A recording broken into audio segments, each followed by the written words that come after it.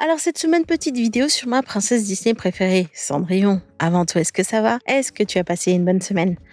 J'adore le Cendrillon de Disney. Et puis c'est tout. Voilà.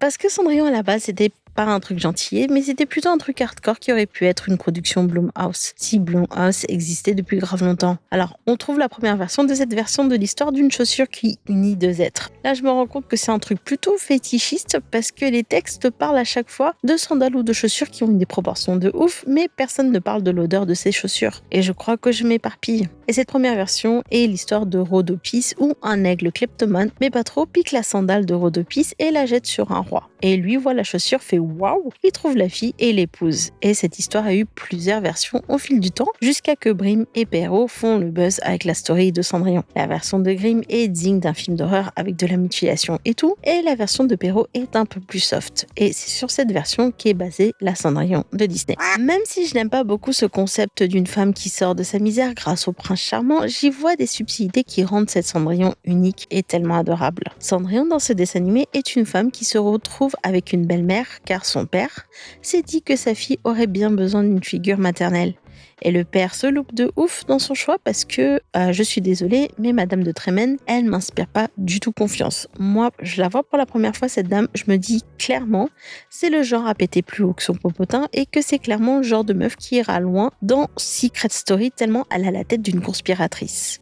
Mais Papa Cendrillon se base uniquement sur la condition de la dame et se dit que ça va passer. Monsieur, quand on se remarie, faut toujours regarder si ta future femme traitera ton enfant avec le minimum syndical. C'est l'intelligence de base. Bref, le monsieur, forcément, il décède tout de suite, histoire que Cendrillon commence son CDI de souffre-douleur directement sans période d'essai. Et la narratrice nous explique qu'elle s'est fait bien maltraiter par sa belle-mère, Javotte et Anastasie. Car au fil des années, le château tomba en ruine et la fortune de la famille fut dilapidée pour satisfaire les caprices des deux belles filles pendant que Cendrillon, trompé et humiliée, se retrouvait reléguée au rôle de servante dans sa propre maison. Malgré cela, Cendrillon demeurait douce et charmante, car chaque matin, elle gardait le secret espoir qu'un jour, ses rêves de bonheur finiraient par se réaliser. Et cette introduction, avant même de voir une Cendrillon adulte qui vit son avant-dernière matinée de pauvresse, nous dit que c'est une femme qui n'a pas laissé la noirceur de ce monde l'atteindre et qui, malgré ses souffrances, continue d'être optimiste. Et c'est cette force d'esprit que j'adore chez elle. Elle garde sa bonne humeur tout au long de la journée et pourtant elle s'en prend plein la figure. À cause de Lucifer, elle se retrouve à nettoyer le grand tapis dans le hall d'entrée, de laver les fenêtres du premier jusqu'au dernier étage, de renettoyer les rideaux et les tapisseries que Cendrillon venait juste de faire, de nettoyer le jardin sans oublier la terrasse, les marches d'escalier, la cheminée et indépendamment bien sûr du lavage, repassage et couture habituel. See that Lucifer gets his bath. Dans ta face, Lucifer. Et avec tout ce boxon, elle doit en plus faire à manger. Et on peut dire que la Cendrillon, elle est grave efficace, car on sait qu'à la fin de la journée, elle avait terminé toutes ses tâches. Et tout ça sans l'aide de la technologie moderne. Je crois que je vais aller remercier avec profusion mon lave-vaisselle et tous mes autres appareils électroniques et leur rendre grâce. Et on peut aisément deviner que son quotidien, c'est une famille qui ne cesse de la malmener, tant physiquement que moralement. Et si après tout ça, la personne elle ressemble à ça, moi je dis waouh, bravo. C'est le genre de traitement à te rendre au moins aigri et elle s'est pas laissée faire. Alors je kiffe énormément la chanson Tendre Rêve qui est une chanson douce avec des paroles assez tristes si tu prends le temps d'écouter. Car au-delà des paroles qui seraient qualifiées de mielleux aujourd'hui, c'est une chanson vachement optimiste chantée par une fille vachement malheureuse. Cendrillon est une femme qui a été dépossédée de sa fortune et n'a pas eu une once d'affection humaine depuis fort longtemps.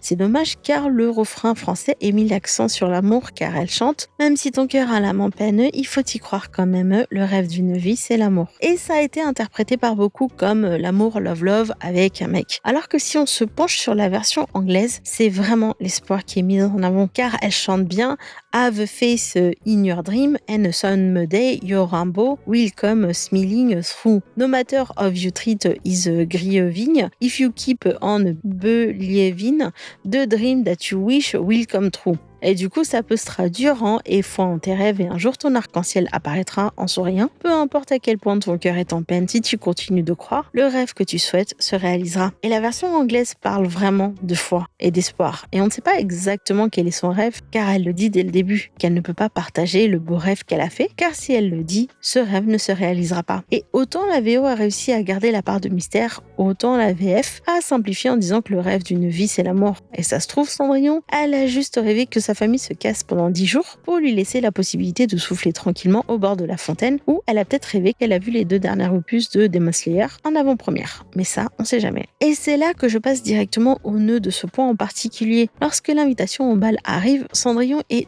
heureusement présente lorsque la belle-mère lit la carte. Et Cendrillon demande si elle aussi peut venir et argumente que la lettre dit bien toutes les jeunes filles à marier devraient se présenter. Bien sûr, belle-maman fait sa vicelard et pose 10 000 conditions à remplir pour aller au bal. I said, if.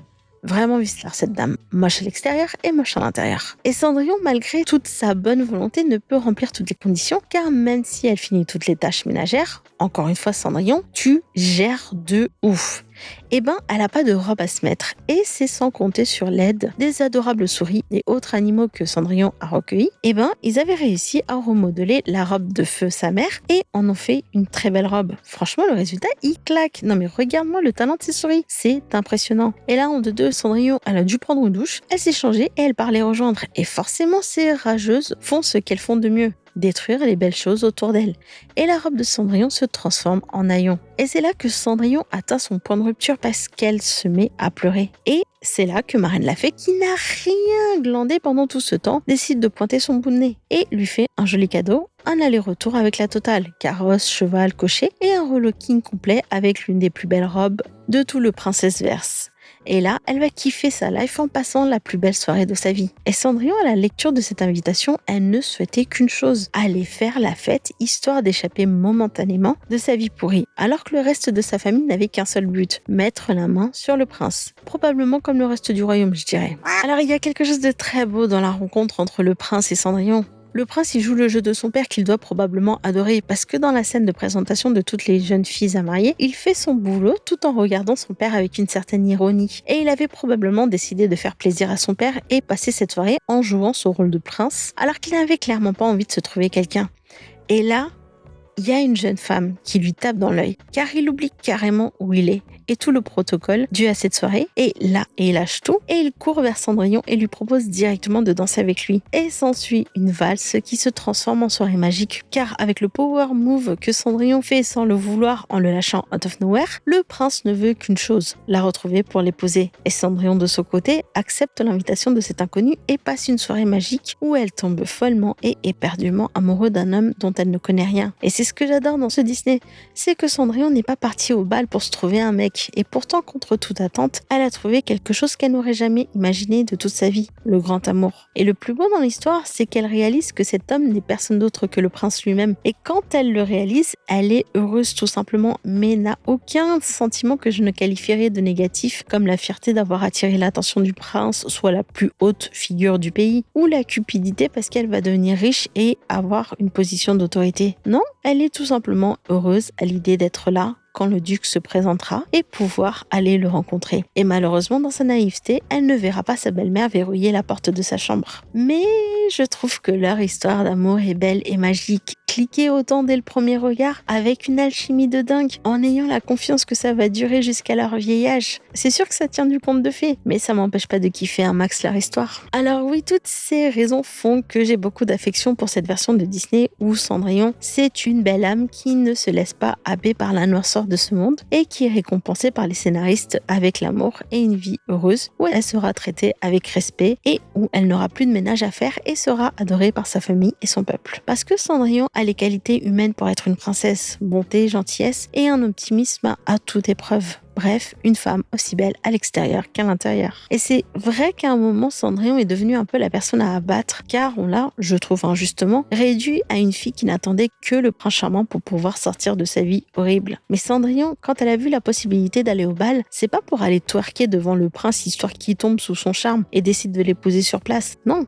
c'est une femme qui, malgré les abus et la maltraitance, a réussi à garder son humanité et sa gentillesse. Et je sais pas pour les gens, mais moi je trouve que c'est un exercice très très difficile difficile. La gentillesse n'apporte pas forcément la gentillesse parce que tu auras toujours des guignols qui sont en stand-by pour en profiter. Mais la violence, elle apporte toujours de la violence. Et je trouve ça dur de ne pas se laisser happer par la noirceur quand tu vis ce genre de situation ou même quand tu vois certaines injustices de ce monde. Demande à Ghetto, il pourra te faire un exposé en 3 points. Donc ouais, moi Cendrillon, je la kiffe et je la trouve trop géniale, mais vraiment trop géniale. Et c'est pour ça que je vois et revois ce Disney avec grand plaisir. Et en plus, sa robe. Waouh! C'est l'une des plus belles robes. Bref, je pense qu'il est temps de se quitter. C'est vrai que c'est un blabla un peu excessif, mais j'ai trouvé ça sympa de partager quelque chose que je kiffe, vu que Disney tient une part importante dans ma jeunesse et encore aujourd'hui, je dirais. Mais attention, je te parle des films d'animation à l'ancienne par le truc bizarre qu'il devient. Sinon, il est temps de se laisser, de te souhaiter un bon dimanche, une bonne semaine, et je te dis à dimanche prochain.